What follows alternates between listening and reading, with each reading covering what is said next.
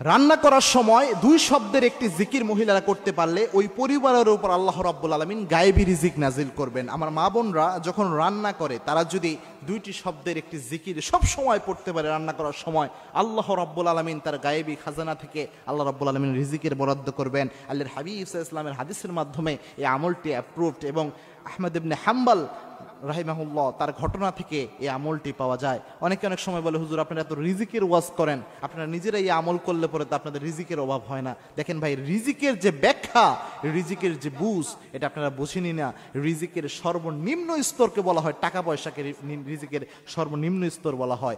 রিজিকের সর্বোচ্চ স্তর হচ্ছে আপনার সুস্বাস্থ্য, আপনার যে সুসন্তান, নেককার স্ত্রী, এই সবই রিজিকের অন্তর্ভুক্ত।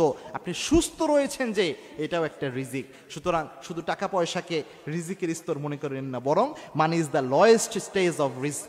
রিস্কের সর্বনিম্ন স্টেজ হচ্ছে এই টাকা পয়সা। সুতরাং রিজিক যদি বৃদ্ধি করতে চান, মা বোনরা এই কাজটা করতে পারেন। সেটা হচ্ছে যখনই আপনি রান্না করছেন তখন ইস্তেগফারের আমল করবেন। ইস্তেগফারের আমল কত গুরুত্বপূর্ণ আল্লাহর হাবিব সাল্লাল্লাহু আলাইহি ওয়াসাল্লাম জানিয়েছেন, মাল্লাজিমাল ইস্তেগফার, ইস্তেগফারের সাথে যে ব্যক্তি লেগে থাকে তিনটা পুরস্কার আল্লাহ রাব্বুল আলামিন তাকে দান করেন।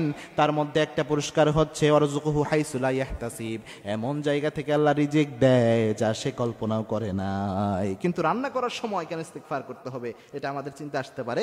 আহমদ ইবনে হাম্বল রাহিমাহুল্লাহ যুগ শ্রেষ্ঠ একজন মুহাদ্দিস ছিলেন। তিনি একদা হাদিস তালাশের জন্য তিনি ঘর থেকে বের হয়েছিলেন, তিনি খোঁজা শুরু করছিলেন হাদিস। তো এক জায়গায় তিনি রাতের বেলায় তিনি চিন্তা করলেন, এই জায়গায় রাতের বেলায় এশার নামাজের পরে মসজিদেই তিনি থাকার চিন্তা করলেন। কিন্তু মসজিদের যিনি খাদেম ছিলেন তিনি ইমাম আহমদ ইবনে হাম্বলকে চিনতে পারেন নাই, যিনি জগৎ বিখ্যাত মুহাদ্দিস। তিনি বললেন, না, মসজিদে রাতের বেলায় থাকা যাবে না, আপনি অন্য কোথাও যে অবস্থান করেন।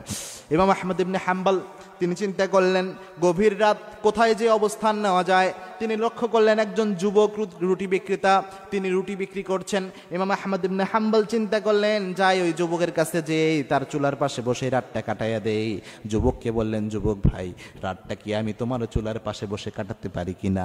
ইমাম আহমদ ইবনে হাম্বলকে